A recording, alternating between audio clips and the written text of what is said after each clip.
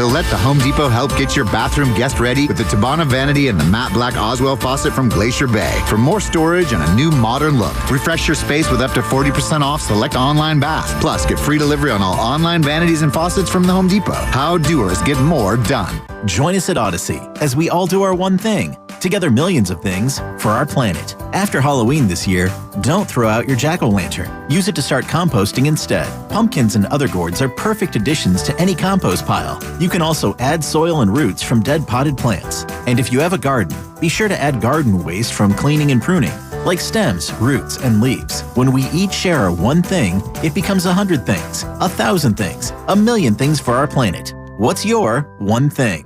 In 1848, James Marshall discovered gold at Sutter's Mill, and in 3 years, a multicultural migration grew a sleepy trading post of 800 to a city of over 250,000.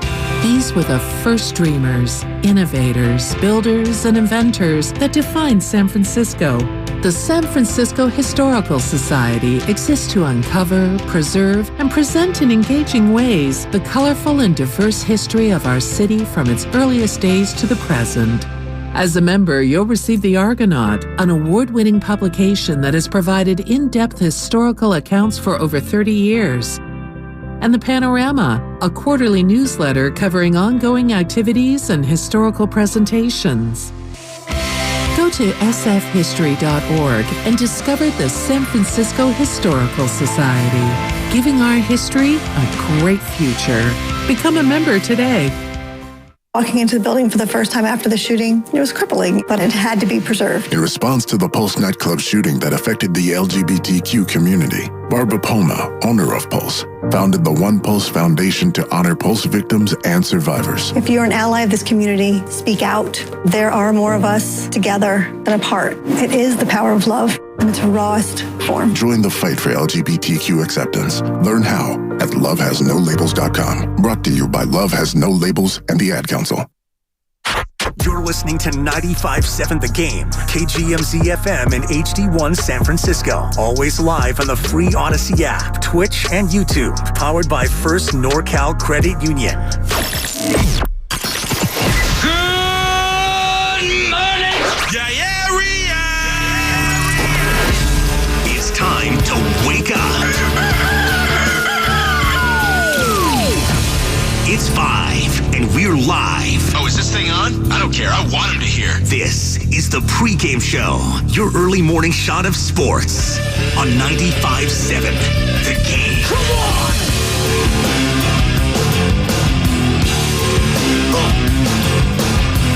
Let's go. We got Monday Night Football. Ladies and gentlemen, boys and girls, tonight, Minnesota, 49ers, Vikings, to culminate what's been a crazy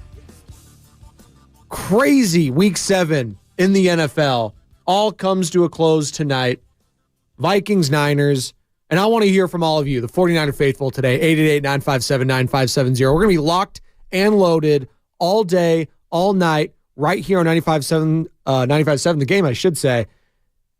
Callers, texts, we want to hear from you guys. Twitch, YouTube, powered by First NorCal Credit Union. We want to hear from all of you all day.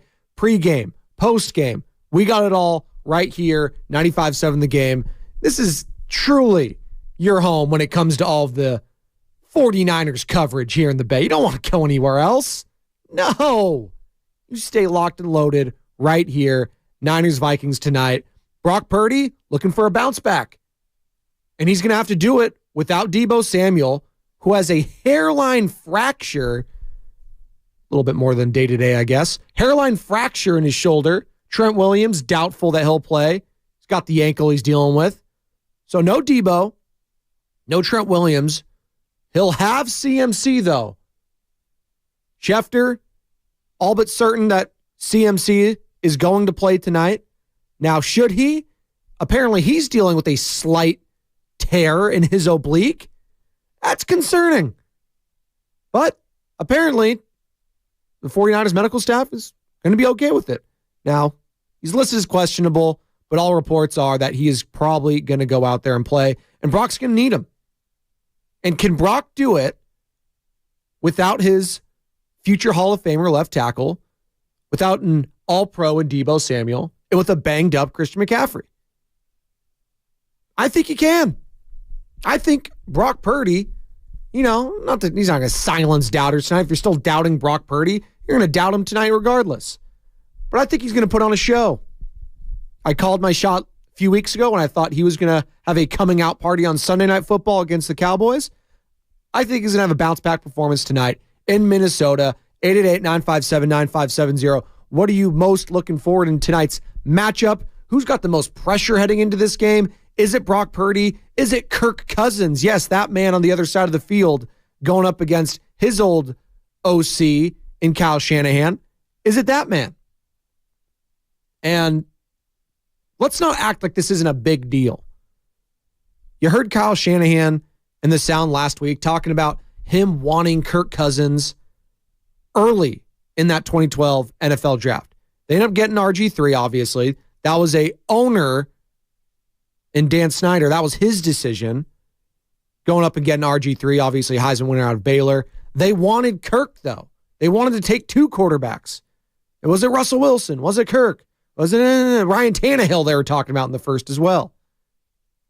But they got RG3, they got Kirk, and for that one season at least, Kyle Shanahan, Kirk Cousins, hey, great relationship, I guess, sprouted. And now he can't get away from being linked to that man. Vice versa, both of them. They're tied at the hip. What is that movie, Stuck on Me? Remember that one? Matt Damon and Greg Kinnear. It's classic. Conjoined twins. It's kind of what they are. They're tied at the hip. But can Brock Purdy put all that to bed tonight with a great performance? And can the 49ers defense snuff out Kirk Cousins, who's actually been playing pretty damn well this season? All things considered, Vikings not having a great year win-loss-wise, but Kirk stats, it's pretty good. As I pull them up right here, 888-957-9570. 14 touchdowns, 4 picks, 100 passer rating, 1,679 yards, 67 completion percentage. He's on pace for his best season in the league.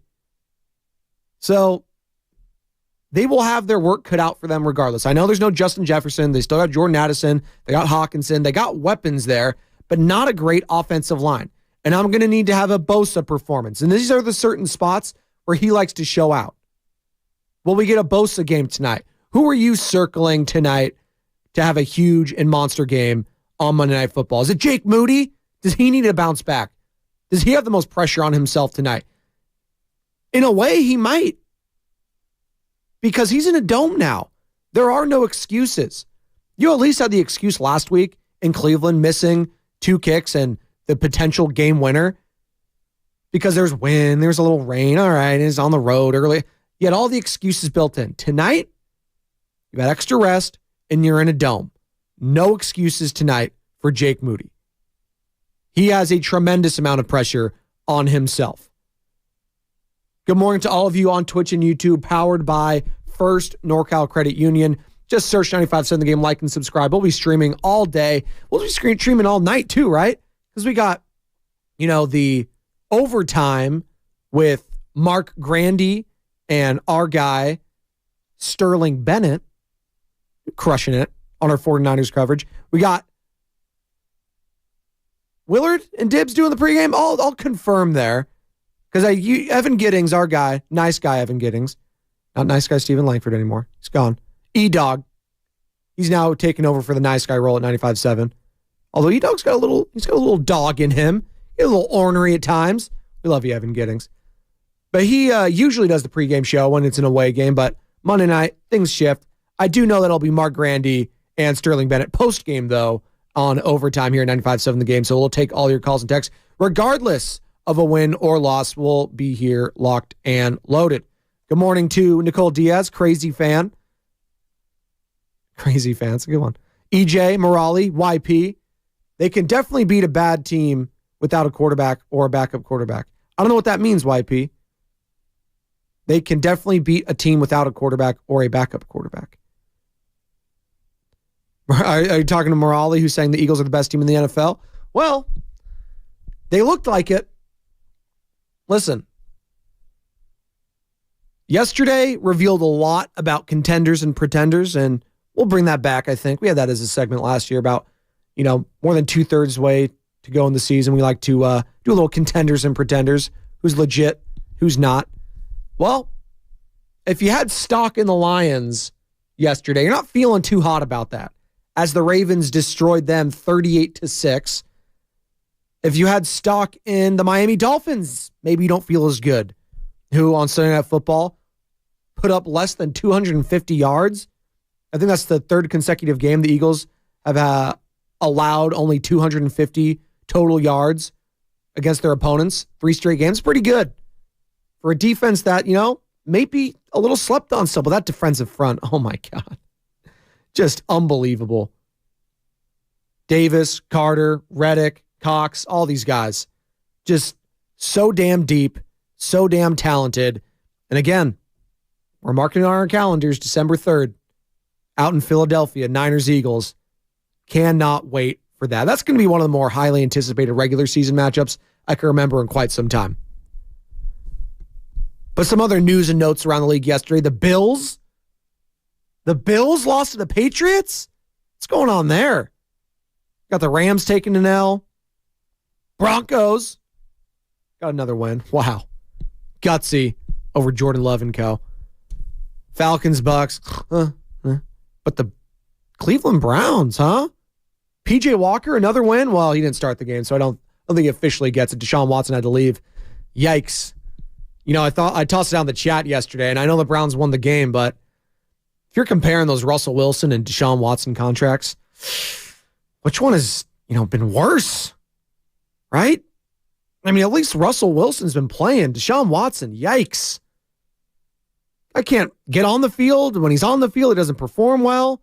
And speaking of not performing well, that mess out in Chicago, Josh McDaniels got to go, man. This guy, head coach of the Las Vegas Raiders, former OC of the New England Patriots, former head coach of the Denver Broncos, former almost head coach of the Indianapolis Colts until the last second where he's like, no, I'm good. Well, no, I'm good off you, Josh McDaniels. You need to get the hell out of there.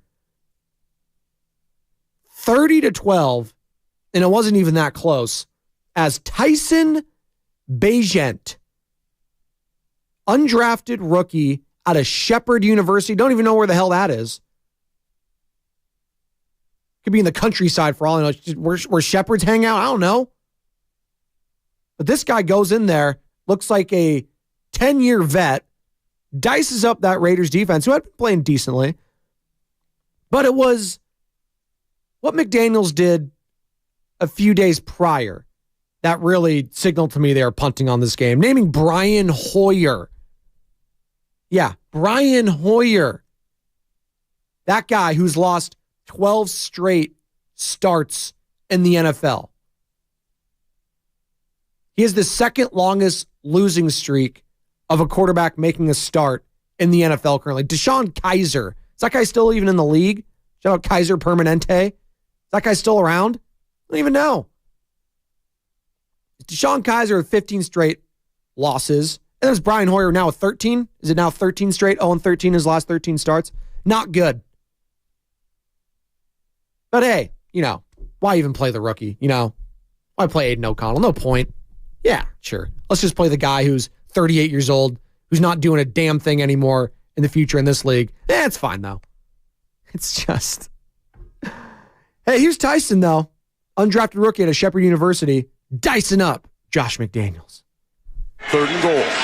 Bagent with time, throws it short. Foreman with the catch. Foreman to the end zone for the touchdown. And the first career touchdown pass for Tyson Bagent. Kevin Kugler on the call for Fox Sports. Love Kevin Kugler and Mark Sanchez. Sanchez is a quirky guy. He's fun. I like the Sanchez on the calls. Kugler on there, though, but Tyson Bagent, that made it 21-3. The Raiders couldn't stop anything. They were deaking and dunking their way down. And unfortunately, the entire Bay Area, I'm pretty sure, had to watch this. It was this or Patriots-Bills, right? Yeah, those are the two games on. So, apologies to all of the Bay Area that had to witness that massacre, that dumpster fire 1v1 dumpster fire, but the Bears, theirs are a little lower in heat yesterday as the Raiders are just engulfed in flames at the moment. And they got a date with the downtrodden Detroit Lions on Monday Night Football next week in Detroit. I'm sure that's not going to go very well either. Even if Jimmy Garoppolo comes back. It doesn't make sense to me. And here's Josh McDaniels. We'll get back to the Niners in a second. We're talking all about the NFL, though. Week 7, that was yesterday. We'll get more diving deep into this matchup tonight between Kyle Shanahan, my guy, the other O'Connell, right? Can't remember his first name. Kevin O'Connell? There you go. I always think of O'Connell from The Mummy. But Kevin O'Connell, obviously from the Rams coaching tree from Sean McVay. And they got a lot to prove tonight as well. They're clinging to try to turn this thing around, but not looking great in Minnesota. So we'll get more into that a little bit later. But here's Josh McDaniels, who should have been fired immediately after this game. He shouldn't even been allowed to walk onto the tarmac with all the... They should have gone full Lane Kiffin at UFC. Mark Davis should have. I know he was at the game. Saw him pregame, talking to the fans. I read Vic Tafer's article at The Athletic, who covers the team, talking about him having a conversation, a lengthy one, with Josh McDaniels after the game. Didn't look like to be in a good mood. Well, no one else is either, Mark. The fan base is struggling. They have no confidence in this guy. And you know what? The team has no confidence. Here's the leader of the Raiders, and Max Crosby. And that guy plays every single snap, plays with an intensity that I wish every single other player on that team played with. Here's Max Crosby talking about the Raiders' effort yesterday. This was football. We didn't play good enough any phase. It's about doing your job at the best level you possibly can on a play-to-play basis, and that's the focus every single day. Not only for myself, but our D-line, our defense, our offense in general. We got to play better, complementary football. It just wasn't good enough. It was literally an embarrassment. Literally an embarrassment. That's how I felt watching this team for, 18 or 19 of the last 20 years. That's how I felt about watching that team. It was an embarrassment. You're on a 2-game winning streak. You think you can get fat and happy, go to 4-3. What a fraudulent 3-3 the Raiders were, by the way. Shasky's in the chair. He's like, how's this team 3-3? Well, they beat Russell Wilson, Jordan Love, and Mac Jones. That's how. Not all 3-3s are built the same. There's levels to this. There's nuance, if you will. The Raiders, they're a dumpster fire. I'd be shocked if Josh McDaniels kept his job at the end of the year. All right, my rant's done there. Let's shift to another beatdown that happened yesterday out in Baltimore. So here's Jackson. Pressure coming, going end zone. It is caught for the touchdown. Another for Mark Andrews. KB, what day is it? You know what day it is. Yeah, we don't have to say it anymore. Kevin Burkhardt and Greg Olsen on the call for Fox Sports. And it is National Tight End Day. Greg Olsen, obviously a former tight end, loves his tight ends there. Mark Andrews with 2 there. That made it 35-0 in the third quarter. And I don't think any of us saw that beatdown taking place yesterday in Baltimore. If you did, hey, I'll have what you're having. Hit me up. I would like to play some bets. 888-957-9570 if you'd like to call or text your takeaways so far from Week 7 in the NFL, which culminates tonight, again, Monday Night Football, Niners, Vikings. We'll have all your pregame coverage, your postgame coverage right here, 95.7 The Game. And don't forget, we got Warriors basketball tomorrow too. Oh my God. We got Lakers Nuggets, Warriors Suns tomorrow night. This week is going to be just a banner week for 95.7 The Game. You're not going to want to go anywhere. This is the only place you're going to want to be all week long. Niners, Warriors. Hell, maybe we'll have some Giants news. Bob Melvin, huh? Interviewing for the job. Padres saying, sure, whatever. Kick rocks. You can interview with them. So Bo Mel coming back to the Bay potentially? Interesting.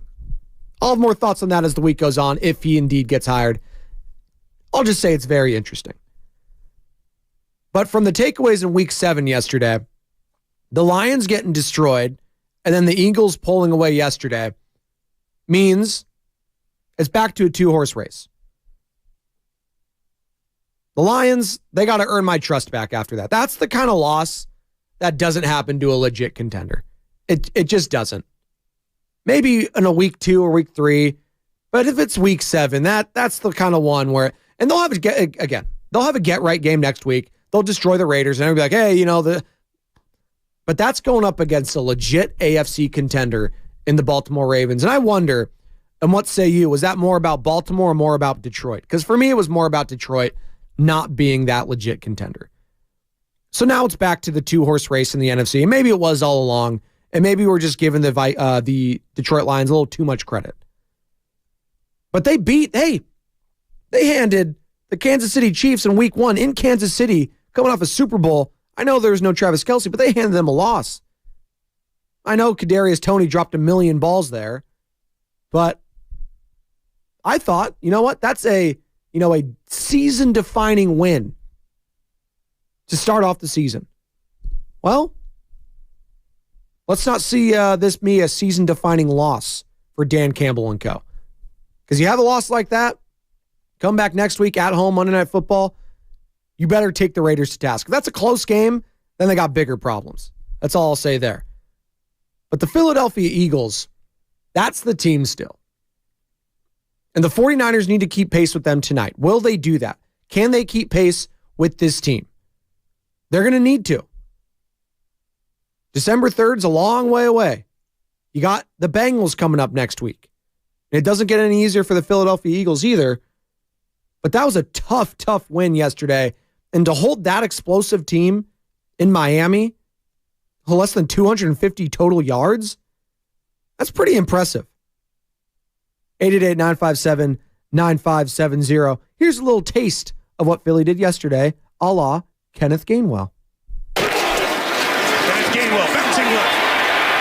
Spinning for the touchdown. Incredible balance by Gainwell. Mike Tirico and a wow from Chris Collinsworth on the call there for NBC Sports. Did you hear that collision? I know we like to play on the morning roast the Eno Benjamin call 1,000 times from Kevin Kugler and Fox because of just the violent nature in the beginning of that. Just listen to the beginning of this with Kenneth Gainwell rushing. Oh, that's a loud hit. That's a loud hit. One more time. Oh, that's beautiful. That's physical, hard football right there. I love it. Tremendous. Eagles get the job done yesterday on Sunday Night Football. And can the 49ers match them tonight? Well, Paul Allen, who's the radio voice of the Minnesota Vikings, joined the Morning Roast last Friday. And Paul Allen, probably the best hair of anyone in the business. You've probably seen Paul Allen before. You just don't remember it. If you watch the quarterback doc on Netflix, he was the guy going crazy in the booth for all the Vikings games. Yeah, that guy. He's been doing it for a long time. One of the best in the biz. Here he is talking about, how impressive Kyle Shanahan has been with Brock Purdy. Knowing as much as I do about Kyle Shanahan, now I've never met the man, but, knowing Cousins the way I do, and just really basically it's either Vikings personnel or scout people, who like advanced games. All right. So like say we're playing the Niners Monday, you got these scouts who are advancing the Packers game, which is our next game, and they're taking care of business that way. It's when I talk to those guys about the way Shanahan constructs things and the way he changes things quarter by quarter, game by game, month by month, it's ingenuity that you just don't frequently hear. So he's obviously super well respected as an offensive mind, and it all starts there. Hey, Paul, how do you feel about Brock Purdy? So the second part of it is, if you're a quarterback playing for Kyle Shanahan and you're connecting those dots with all the high-end talent. Now, I wouldn't bet McCaffrey's going to play on Monday. I would think Debo would play. But nevertheless, when they're all going with McCaffrey and Kittle and Debo and Ayuk and so on, I mean, that's the highest of high-end talent really any team has in the NFL. So here's the deal, man, is if we don't want you to throw outside the numbers, don't do it. When we need you to throw outside the numbers, do it. He follows the plan so beautifully, and you can tell that he's poised and that sneaky little run piece he has to him. So it was a hell of a find. I can't say it was a hell of a find for every team in the NFL, but for this individual team, having Purdy into Darnold, I mean, I think that's an awesome 1-2 punch. Paul Allen there, again, the radio voice of the Minnesota Vikings, been doing it for a long time there. One of the best in the biz who joined the Morning Roast. So you can find that entire interview on Twitch and YouTube, or download the Odyssey app, favorite 95.7 The Game, and find it there as well. So you heard him there. He's like, I expect Debo to play. Well, Debo's not playing. Hairline, fracture in his shoulder.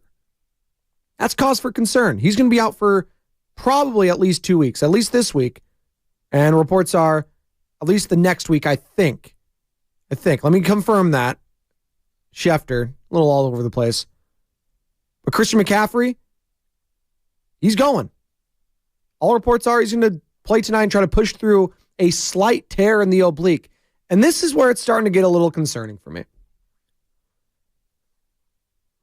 Why not? I understand. It's Monday Night Football. You're going to be without Trent Williams. You're going to be without Deebo Samuel.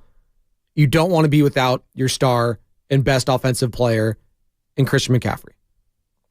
At the same time, though, there's a bigger picture for this team and for this season. It is Vegas. It is Lombardi. It is a Super Bowl trophy. Is it worth playing Christian McCaffrey tonight? 888-957-9570. Do you agree with the decision to play him, knowing the injury he has right now? Now, you could say, Spadoni, well, they clearly feel confident in doing this. I don't give a damn what they feel confident in. I know what the reports told me is this guy's a slight tear in his oblique, and this guy has had injury concerns in the past. And I don't want that tear to get worse. I understand you're not going up against a physical defense like you saw with Cleveland last week. And by the way, Myles Garrett, oh my God. Did you guys see what he did against the Colts yesterday and Gardner Minshew and co? And by the way, I did see what Shane Steichen did to that Jim Schwartz defense. Dropped 38 on that ass. I get it. Dome, on the road. Just saying. That Schwartz v. Shanahan thing is unbelievable. But I understand the Vikings aren't as a physical of a unit as Cleveland. That being said, all it takes is one Danielle Hunter hit to the side for McCaffrey. Night, see you later. It's concerning. I think they should hold him out tonight. And I still think they could win the game without Chris McCaffrey. Will it be harder? Sure. But give me Mason, give me Mitchell. I'll take my chances with Ayuk, with Kittle, with Jennings and co. I still think that highly of this 49ers team, even without Williams, Debo, and potentially a CMC. What say you? 888-957-9570. Another little interesting aspect to this game, and I mentioned it right off the top, is the Kirk Cousins and Kyle Shanahan, relationship. Kirk having been linked to Shanahan ever since Shanahan departed from Washington during his days, being an OC there with his pops, who was the head coach, and Mike Shanahan. Here's Paul Allen, one last one here from Paul, talking about how the fans have been receptive of Kirk. Now, when you're 2-4, people are gonna, they're gonna get all antsy and be and have angst. So they're gonna point fingers all over the place, and the quarterback generally will be the first place they will start. That hasn't necessarily been the case this year with Kirk, the way it has been in the past. And then finally, to just further complicate the situation, it's even more difficult to analyze a quarterback's performance when his by far best receiver is going to be out for a handful of games. Right. Now, they beat the Bears in their first game without Jefferson, but in watching that thing back, man, I mean, it was just an unbelievably conservative approach taken, I believe, by Kirk in that game to get first downs and not necessarily look deep down the field, to avoid the hits. So we'll see if that changes Monday night. We'll see if that changes tonight, which is Monday Night Football. And by the way, the voice of Monday Night Football for ESPN is joining the Morning Roast. That's right. Mr. That is a disgusting act himself, Joe Buck, joining Bonte and Shasky at 7:15. Cannot wait for that. We're going to be locked and loaded on Niners all day long right here on 95.7 The Game. Don't go anywhere. We're going to take a quick break. Come on back. More Week 7 thoughts, more Vikings 49ers, more Josh McDaniels, what the hell are you doing thoughts, all that. Plus, did you see what went down in the ALCS last night? Woo-hoo, we got some drama. Game 7, baby. Bruce Bochy, Dusty Baker. Cannot wait for that. All coming up next on the pregame show. Joe Spadoni, 95.7 The Game. The pandemic.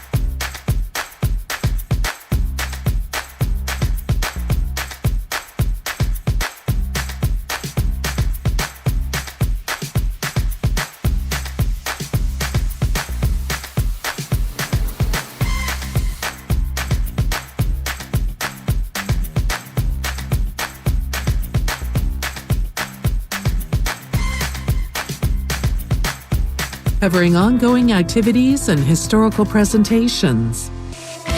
Go to sfhistory.org and discover the San Francisco Historical Society, giving our history a great future. Become a member today. Now, back to the pregame show on 95.7 The Game.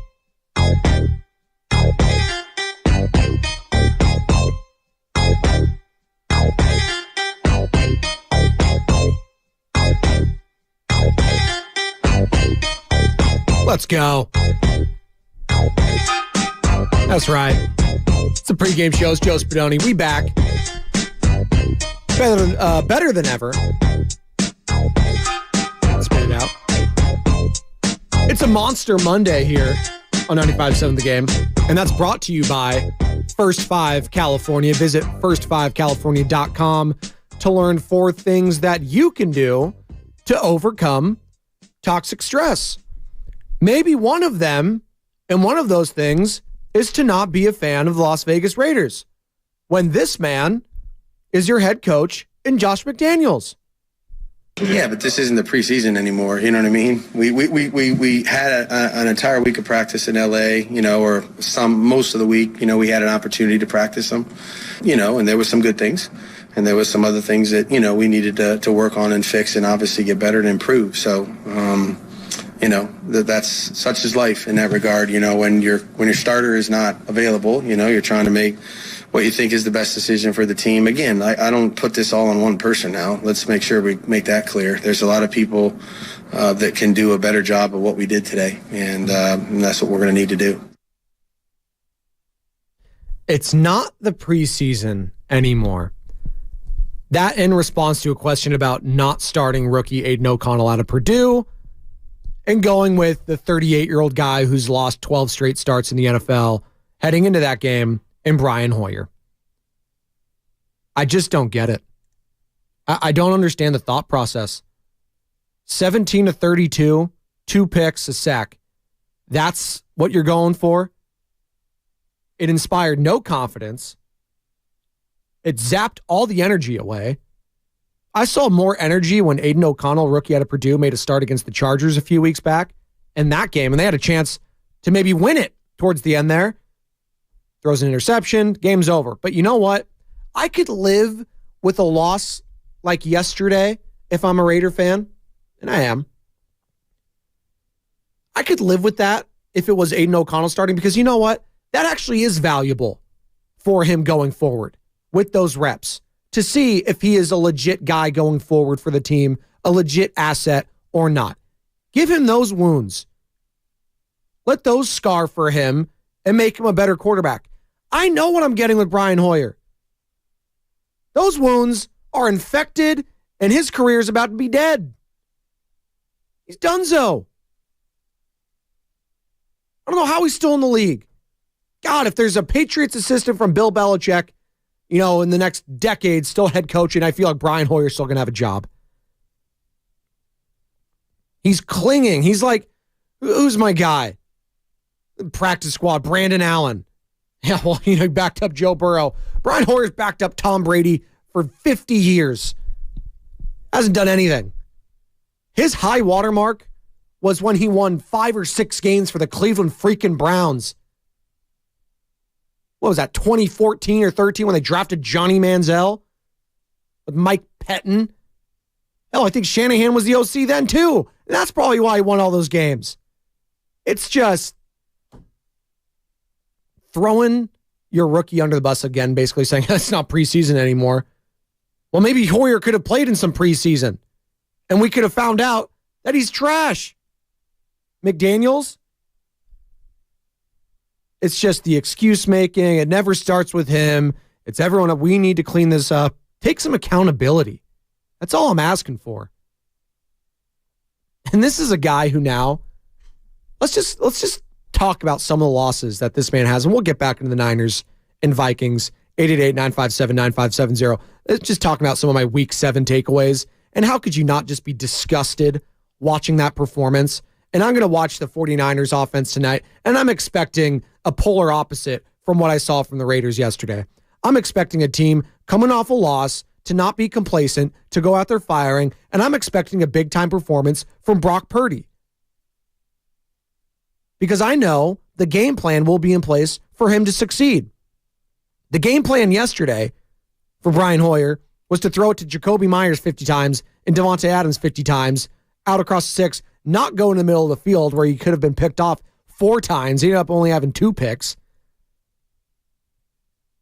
But Josh McDaniels, that's not even the worst loss of his career yesterday, going up against a 1-5 Cleveland in Chicago Bears team, I should say, in Chicago, who didn't have their starting quarterback and was starting an undrafted rookie, making his first NFL start. You wouldn't know it. Tyson Bagent, who I guess his dad's like this badass arm wrestler guy. But Bagent looked like a 10-year vet. Looked good. Now, how much is that as the Raiders' defense being bad? Probably some of it. But he was confident nonetheless, and he did his job, and he looked poised. Juxtaposed that with the 38-year-old Brian Hoyer wasn't pretty. But this is just another, adding to the list, if you will, of horrible losses. You can go back to last season where they blew double-digit after double-digit after double-digit leads to Kyler, don't call me Call of Duty Murray, to 3 days practice as a Los Angeles Ram, Baker Mayfield, coming in there on Thursday Night Football and beating you. That's embarrassing, and that was basically a home game at SoFi Stadium. You can add that to the list. What else am I missing? I'm missing some more. Help me out, text line. Just embarrassment after embarrassment for this team. 888-957-9570. The Steelers game early on this year, there's just so damn many that I could think of when it comes to Josh McDaniels as a head coach. And he should be gone. I don't know what they're doing. If they want to salvage this season at all, if you're Mark Davis and you got to compete now with not only the Golden Knights defending Stanley Cup champions, and I'm not comparing the NFL to the WNBA, but the Aces won, and he's the owner of that team. He is seeing that success, and he's just getting a taste of what it would be like if the Raiders won a Super Bowl there. Are you kidding me? It would be 10 times the celebration that you got with the WNBA. This isn't me taking the shot at the WNBA, anything like that. I'm just saying he's an owner of both of these teams. And the legacy of this team that his dad started in Al Davis has gone from, innovative, maverick, Super Bowl champion, a commitment to excellence, to a commitment to excrement. That's what it has gone under his tenure. Dennis Allen, Jack Del Rio, John Gruden, Josh McDaniels. That's Mark Davis's legacy right now. Not this fancy new stadium, Allegiant Stadium, that's going to host the Super Bowl. Not that. It's the head coaching debacles. He struck out 4 straight times. And he's probably going to strike out a 5th. We're just going off what we've seen. I have zero confidence in this man that he can get it right. Is he going to get an outside person to help hire him? The whole hiring process? I don't know. That requires him to, put his ego aside, which is the size of, a big-ass roll from P.F. Chang's, which is where he likes to hang out these days, apparently. So that's my rant. We'll get more into Niners and Vikings on the other side. Just need to get that off my chest. 888-957-9570. Your takeaways from Week 7. That was mine. We'll get more into what happened in the NFC, why this is a not quite a must-win, but you better win tonight for the San Francisco 49ers. And who has the most pressure heading into this game? Is it Moody? Is it Purdy? Is it Kirk Cousins? All that on the other side here on the pregame show. Joe Spadoni, 95.7 The Game. You're invited to the grand opening of the Madison, a stunning collection of new condos now selling from the high 300,000s, located at the San Francisco Shipyard. Wake up to bay views surrounded by open spaces, parks, and walking trails. Plus, enjoy cozy courtyards, fitness center, a lounge, a dog washing station, and more.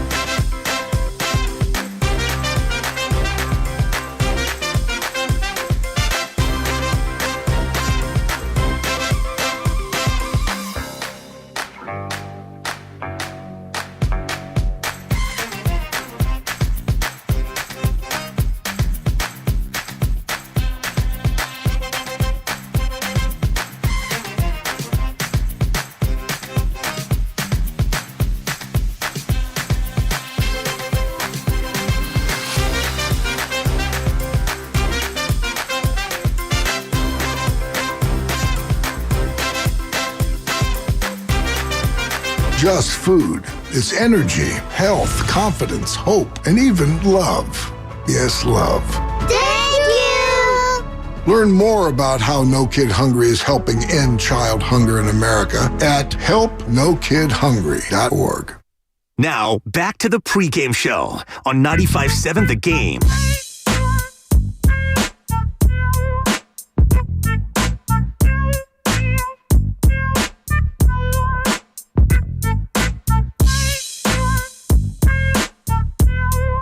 Welcome back. Pregame show, Joe Spadoni, 95.7 The Game.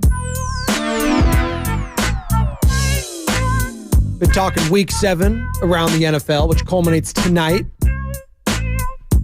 49ers, Vikings, Purdy v. Cousins, Shanahan v. O'Connell.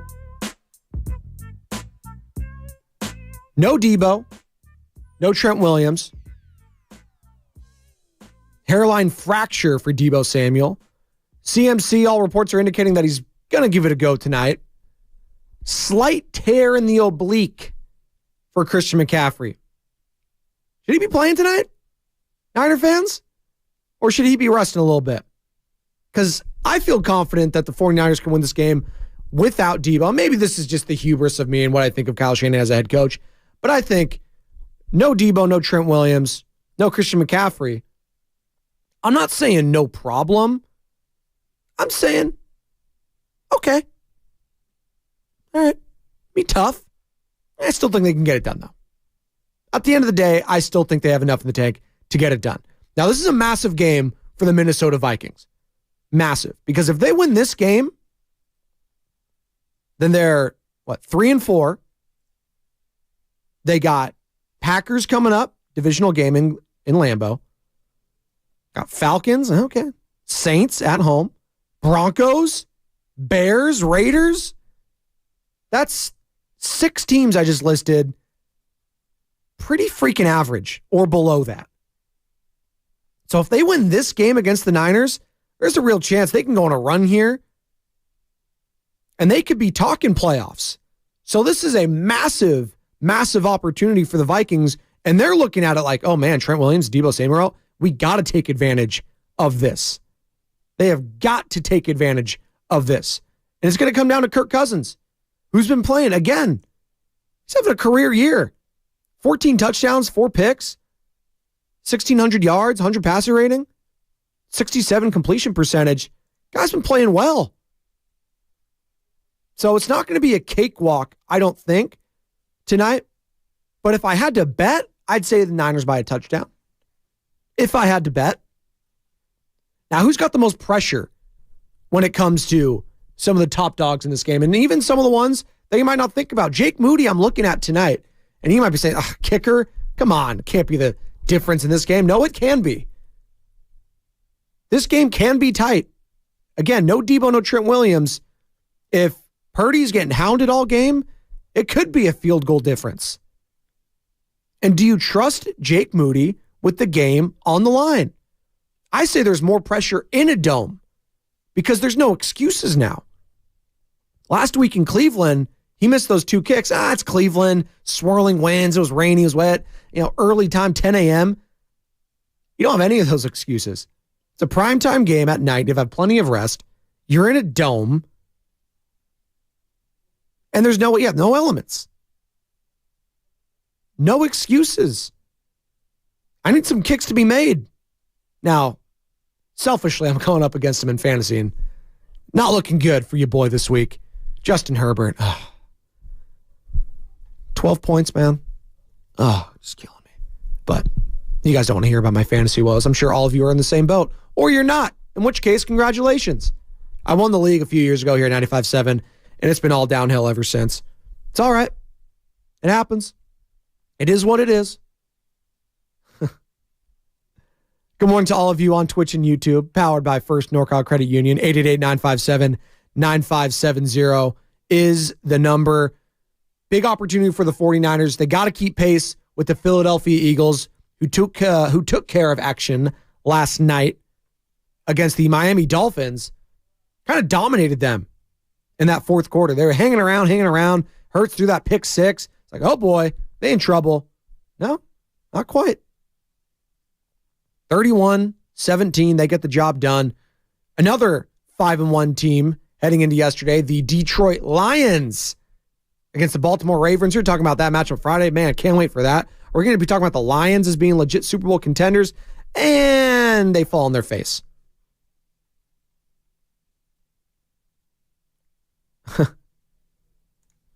That score is wild. Mark Andrews, 2 touchdowns and tight ends day to the tune of, as I'm pulling it up here, all my scores just vanished. Man, what the heck? 38-6. Pardon me. Ravens dominating Jared Goff and Dan Campbell. Kneecaps were not bitten off yesterday. The Ravens pecked off the Lions' kneecaps. Give myself a 2 for that. It's all right. We'll workshop it. But it's a two-team race now in the NFC. It's the Niners. It's the Eagles. Will the Niners keep pace tonight? 888-957-9570. Real quick, I cut the highlight, so I want to play it. We got a Game 7 in the ALCS. Adolis Garcia. Give it to me. Bases loaded, one gone in the ninth. Stanek swung one. It is thrilled on a line. Left field and gone! Adolis Garcia makes his statement. And the Rangers have their sights set on Game 7. Joe Davis on the call there. Fox Sports. Adolis Garcia grand slammed, making 9-2 yesterday. And man, there will be a Game 7 ALCS between Bruce Bochy and the Texas Rangers and Dusty Baker and the Houston Astros. Division rivals. They both won 90 games apiece this year. Astros got the tiebreaker. And maybe they wish they didn't. They have not played well at home at all this season, especially in the postseason. The Rangers, they're undefeated on the road. Haven't lost, 7-0 now in the playoffs. So something's got to give, and Max Scherzer will be taking the mound tonight against Christian Javier of the Houston Astros. So cannot wait for that tonight. Maybe just have that on your phone or something. You'll all be locked in to Niners, obviously, tonight. Niners, Vikings, that's the big story. And Joe Buck, by the way, the voice, who's going to be calling that game for ESPN, along with Troy Aikman, he's going to be joining the Morning Roast today at 7:15. You are not going to want to miss that. Joe, that is a disgusting act, Buck, again, on the Morning Roast. And search 95.7 The Game. You can find all that on Twitch and YouTube, powered by First NorCal Credit Union. Some other news and notes from yesterday in Week 7 as we prepare for 49ers and Vikings, and start lining up your calls, 888-957-9570 for the Morning Roast. Some other news and notes from around the league. Seahawks get it done again against the Cardinals. They're just, they're sneaky. 4-2 right now. They're just kind of, feeling their way through the season. Geno Smith and co. No one's talking about them. But all of a sudden, you look up and they've already had their bye. Niners lose this one. Seahawks are tied in the loss column with them. All of a sudden, that division, is it all but certain for the 49ers still? That's why today is so massive. Again, I talked about it from the Vikings perspective. If they beat this Niners team, they're looking at the rest of their schedule like, man, we got a legit shot to make the playoffs here. Just a week before against the Bears, we were reeling. Tyson Bagent came in relief, and it's like, oh my goodness. They got the win there. Can they stack another one? And they got the Packers, the Falcons, the Saints. Not really great teams there. And speaking of the NFC South, we all knew it wasn't going to be a great season for them. I don't know who's the favorite to win in that division anymore. I just don't. Is it the Buccaneers? Is it the Atlanta Falcons? The Saints? It ain't the Panthers, I know that. It is not a good division. Juxtapose that with what's going on in the AFC North as the Pittsburgh Steelers get the dub yesterday in LA at SoFi Stadium. Did you see that, by the way, at the end of that game? So Sean McVay and the Rams didn't have any timeouts left or challenges, obviously. And Kenny Pickett was clearly short of the line to gain. And this is about 2:15 and the clock ran all the way to the 2-minute warning. But the play happened outside of the 2-minute warning, so it could not be reviewed. If they had reviewed it, it would have been turnover on downs, night-night. Well, not quite night-night because they have to go back down. But it wouldn't have been night-night for the LA Rams. They would have had a chance to go back, potentially tie, or try to win the game with a 2-point conversion. They didn't get the opportunity because they didn't have a timeout or challenge. I sympathize, I do. The fan of me does with the end of that for the Rams. But that's what happens. That's why having your challenges and having your timeouts are so damn important, because of plays like that. You never know what's going to happen. Now, I've always felt, though, if it takes you into the 2-minute warning, the play prior, that should count as a 2-minute warning review. I understand the play started outside of it, but the play that then took you to it. So I think you have all that off time now. You should just review it, right? Is what it is. They take the L. AFC North. I don't know who you want to be the favorite in that one. Browns, Ravens, Steelers. The Bengals, are they really the worst team in that division? It's freaking wild. They're going to be coming off a bye and waiting for the San Francisco 49ers next week at Levi Stadium. Cannot wait for that one. But first, it's the Niners and Vikings, and it's Monday Night Football tonight. And we'll talk all about it tomorrow morning on the pregame show. The morning roast, though, they'll get you ready as well. Up next, 95.7 The Game. You're listening to 95.7 The Game, KGMZ FM at HD1 San Francisco. An Odyssey station. UCSF Sports Medicine Center is dedicated to treating every type of athlete, from kids to adults, amateurs to elite professionals. As one of the best orthopedic programs in the nation, UCSF has programs to optimize an athlete's performance and the latest advancements to treat